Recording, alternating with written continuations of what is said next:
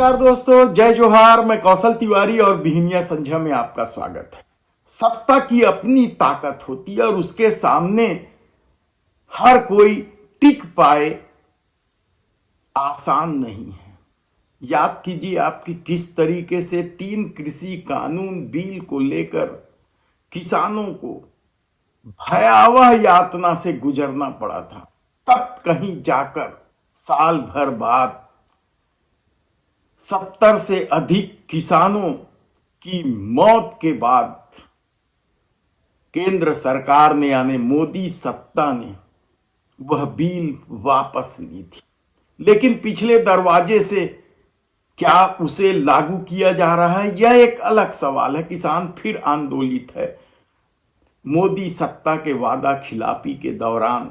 लेकिन यदि उसके बाद भी चुनाव आसानी से जीता जा सकता है, सत्ता बनी रह सकती है, तो फिर सत्ता की ताकत का अंदाजा आप लगा सकते हैं।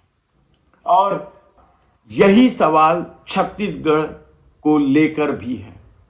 दरअसल धान खरीदी को लेकर राइस मिलरों ने जिस तरीके से सरकार के खिलाफ असहयोग की घोषणा की थी, उसे झटके में ही सरकार ने पलट दी।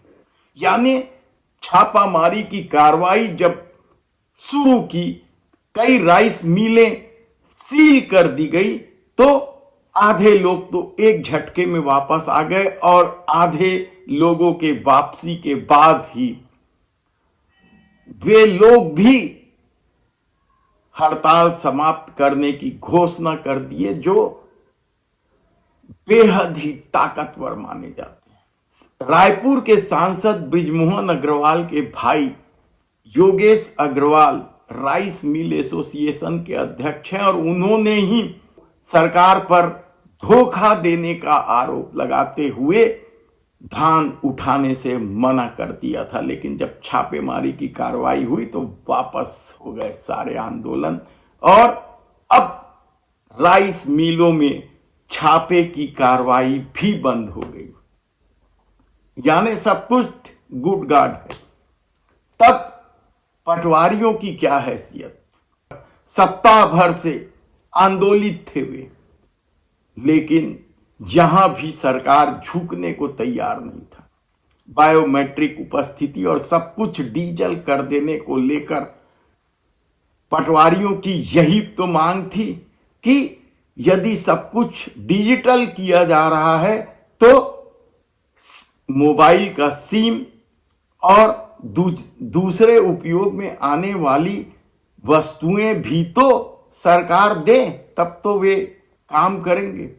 मैनुअल काम चल रहा था, डिजिटल पूरी तरीके से बंद था। लेकिन राजस्व मंत्री टंकराम वर्मा ने क्या यह हड़ताल समाप्त करवाई, या फिर वित्त मंत्री ओपी चौधरी ने?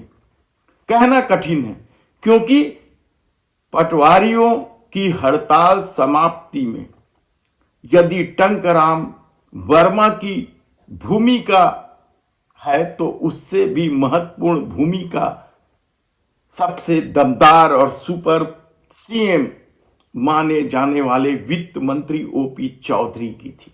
तो क्या पटवारियों को भी डरा धमकाकर आंदोलन वापस ले लिया गया? लेकिन अंत भला तो सब भला। सरकार के लिए यह राहत की बात है कि राइस मिलरों के आंदोलन समाप्त होते ही पटवारियों ने भी 24 घंटे के भीतर अपनी हड़ताल स्थगित कर दी।